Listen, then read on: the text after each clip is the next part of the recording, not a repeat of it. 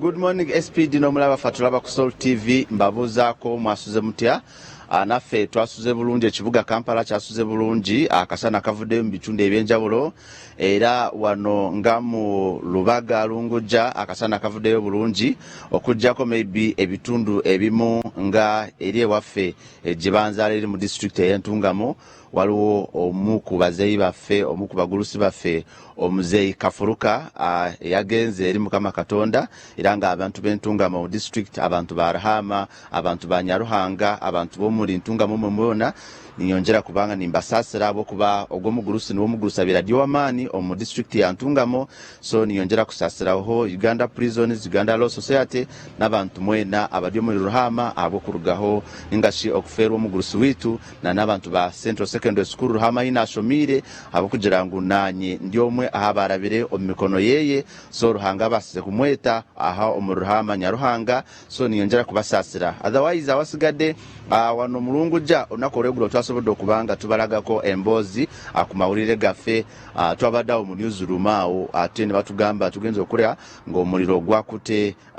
ekifo wano kumpi ne baneiba baffe era tusobola okubanga tusitukiramu ngaffe bannamawulire ne tusobola okulaba embeera nga bweri okakana nga poliisi yasobodde okubanga esitukiramu ng'ekwataganira wamu n'abatuuze b'omu kitundu era ng'ekyo kyoyinza okuyita community policing SPD ebiseera ebisinga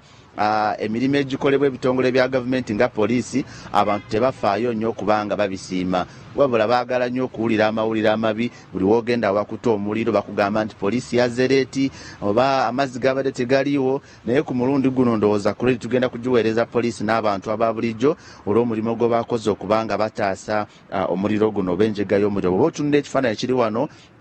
omuliro gwabadde mungi ate jjukira akasana kangi ate nga wano we tuli waliwo amasanyalaze bw'oba otunulira layini zino nzowooza kansoke sembereko wano mu biro asobola okulaga ekifaananyi ekiri wano ti bw'otunuulira waya zino ez'amasanyalaze zabadde ku kisenge wennyini nga ne bw'olaba meters eziva wansi waya ziringa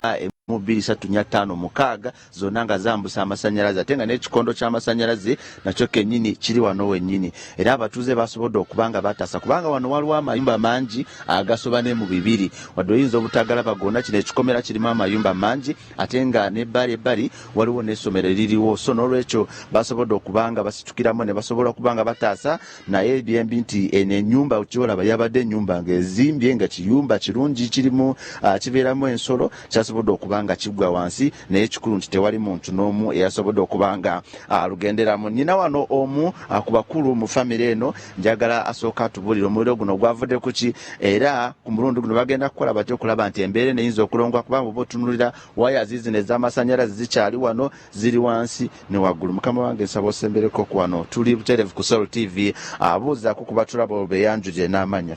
mwasize mutya abatulaba era abatuwuliriza nze ndi muzzukulu mu maka gano nze muzzukulu omukulu maka gano naye nange sibeera wano bankubidde essimu ng'omuliro gukutte naye ekyatuyambye abatuuze bazze ne balwana nnyo okulaba nti omuliro baguzikiza ne poliisi yayanguye nnyo bino baga nti teyanguwa fire brigade tezijja tezirina mazzi zayanguye nnyo okulaba nti zijja ne zitaasa ekifo kino wano we tuli wa mugenzi Merida Namutebi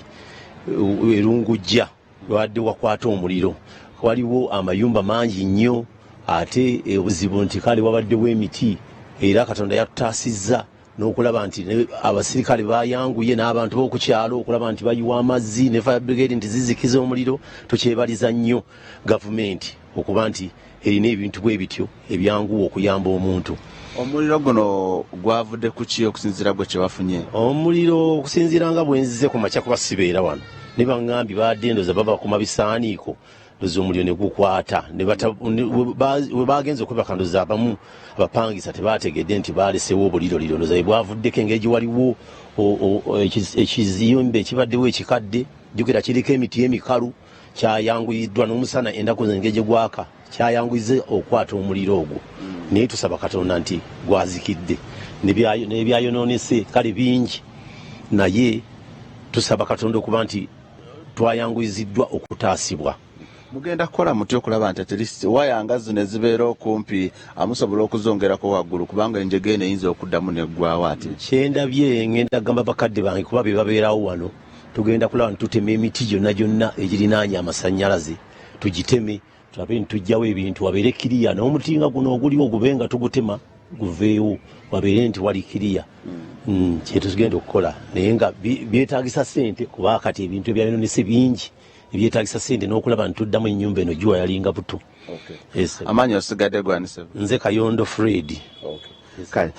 tuyanze SPD maybe okunyonyolako n'ekirala incident yabadde eri eyagala faanana bweti olunaku olw'eggulo abantu mu kitundu eky'Ekaramoja babadde bayiga emmese nga bayiga emmese abaana ne bakuma omuliro nti emmese ezo zisobole okuba nga bazitangira eri n'eri okukakana ate jjukira mu bitundu eby'Ekaramoja babeera n'obuyumba obw'ensiisira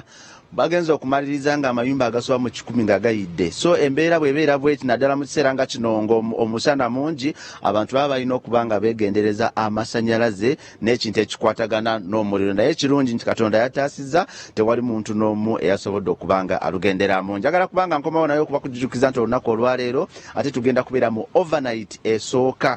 ku Canaanland esookera ddala mu mwaka so n'olwekyo mbakubiriza okuba nga mujja tusobole okuba nga tufuna amafuta ag'olubereberye